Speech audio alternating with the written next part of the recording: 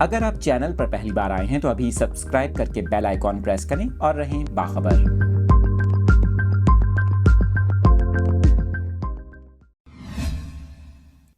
اور ابھی بات کریں کراچی کے موسم کے حوالے سے۔ محکمہ موسمیات کی جانب سے بتایا گیا کہ کراچی میں آج صبح کے اوقات میں موسم ہلکا سرد رہا، کم سے کم درجہ حرارت 13 سے 15 ڈگری سینٹی گریڈ ریکارڈ کیا گیا، جبکہ وسطی، جنوبی اور مشرقی علاقوں میں کم سے کم درجہ حرارت 16 سے 18 ڈگری سینٹی گریڈ رہا۔ اس دوران کراچی میں ہوا میں نمی کا تناسب 70 سے 80% رہا اور شمال مشرق سے ہواؤں کی رفتار 5 کلومیٹر فی گھنٹہ ہے۔